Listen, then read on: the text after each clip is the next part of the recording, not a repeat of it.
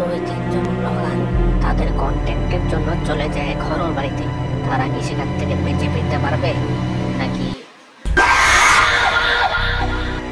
জানতে চাইলে দেখতে থাকুন। Okay guys, this is Abhi Shibli and welcome back to the new episode of my daily vlog. আজকের ব্লগটা আছে হরর। তো বিষয়টা আমরা চলে যাব ভূতের বাড়িতে।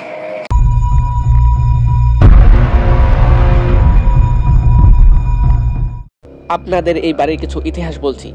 যেমন 1880 সালে এক ধনী ব্যক্তি মিস্টার প্রেট তার মেয়ে মিলড্রেড প্রেট এর জন্য বাড়িটা নির্মাণ করেন। মিলড্রেড পেশায় আর্টিস্ট ছিল, কিন্তু কোনো কারণবশত অজানা কারণে তার মেয়ে গলায় দড়ি দেয়, যেটা ছিল এই বাড়ির প্রথম মৃত্যু। এবার প্রশ্ন হচ্ছে, তার মেয়ে মারা যাওয়ার পর এটা কি অভিশপ্ত হয় নাকি এই বাড়ি আগের থেকেই অভিশপ্ত ছিল? কিন্তু যাই হোক, সময়ের সাথে সাথে বাড়ির অনেক দুর্নাম রয়েছে। যেমন 1 বছর আগে এই বাড়ির সামনে একটা লাশ পাওয়া গেছিল, যার মুখ ইঁদুরে খেয়ে ফেলেছিল। মিলড্রেড মারা যাওয়ার পর প্রায় এই বাড়িতে 11 জনের মৃত্যু হয়। তাই 1956 সাল থেকে এই বাড়িটা এরকমই পড়ে রয়েছে। 1910 সালে ম্যাক্স রোল্যান্ড নামে এক ব্যক্তি এই বাড়ি থাকাকালীন এমন সব অশুভ স্বপ্ন দেখতেন যা কল্পনার বাইরে। তার কিছু এক্সপিরিয়েন্স তিনি ডায়েরিতেও লিখে গেছেন।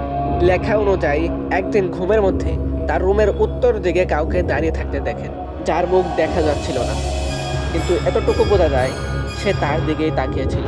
ম্যাক্স নাকি মাঝে মধ্যেই তাকে দেখতে পেত এবং সে ফিসফিসিয়ে একটাই কথা বলতো, দ্য পন্ড ওয়াটার স্টিল।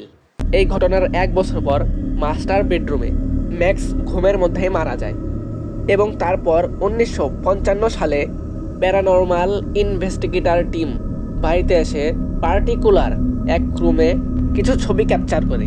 এই বাড়িতে একটা রুম আছে যেটাকে দ্য নার্সারি রুম বলা হয়। এখানে প্রায় 5টা বাচ্চা মারা যায়। আপনাদের 1980 সালের একটা ভিডিও দেখাচ্ছি, যেখানে এক বাচ্চা মেয়ে দ্য নার্সারি রুমের বাইরে দাঁড়িয়েছিল।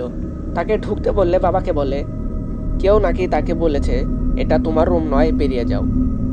ডায়েরির মাধ্যমে এই বাড়ি এবং তার একাকিত্বের অনেক ঘটনা লিখে গেছে। সে এখানে 8 বছর থেকেছে। এক সময় মিলড্রেড এক পাবলিশার লার্স জর্গেনসনের প্রেমে পড়ে।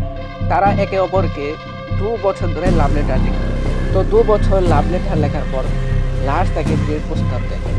মিলড্রেড এতে রাজিও হয়। বিয়ের 4 দিন আগে অপ্রত্যাশিতভাবে লার্স মারা যায়। ঠিক পরের দিন সিলেট এক উপরের জায়গায় মিলড্রেড গলায় দড়ি দেয়। সবাই বলে এই বাড়িতে যারা মারা গেছে তাদেরকে নাকি এখানেই আটকে রাখা হয়েছে এবং তারা কোনোদিনও মুক্তি পায়নি, কারণ মিলড্রেড তাদেরকে আটকে রেখেছে ফ্যামিলি তৈরি করার জন্য। এটা হচ্ছে সেফ রুম। এই পর্যন্ত এই বাড়িতে যত মানুষ মারা গেছে একটা রুম যেটা এই পর্যন্ত কেউ মারা যায়নি। সো গাইস, যাদের কাছ থেকে আমরা এই ঘটনা শুনেছি, এই বাড়ির ইতিহাস, সে আমাদের বলেছে তোমরা যাই করো রাত্রে কখনো যেও না, কারণ এই বাড়িতে যারা রাত্রে গেছে কেউ ফিরে আসেনি। সো আমরা পাশের রুমটা যাব, সেটা মেবি বলা হয় দ্য নার্সারি রুম। সেখানে প্রায় 5টা বাচ্চা মারা গেছে, তো আমরা সেখানে যাব। সো চলছে, আমরা যখন এদিক দিয়ে গাইস, এটাই ওই নার্সারি রুম যেখানে প্রায় 5টা বাচ্চা মারা গেছে।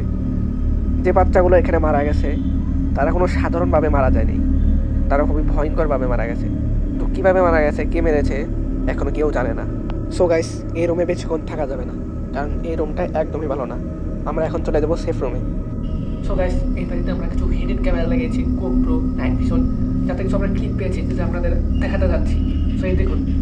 সো দেখুন, এখানে একটা লাভ এসেছি, তখন কিন্তু এই জিনিসটা আমরা দেখি। তো এখন আমরা এটাকে চেক করব। সো গাইস, এই লাশটা শুধু ক্যামেরায় দেখা যাচ্ছে, আমরা সাধারণ চোখে দেখতে পাচ্ছি না। তো আপনারা দেখতেই পাচ্ছেন।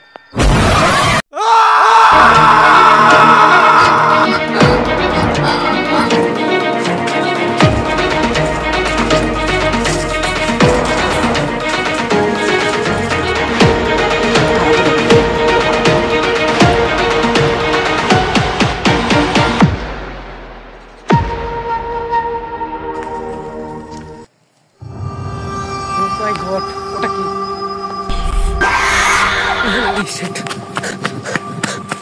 ও মাই গড, এগুলো কি? হ্যালো আপু,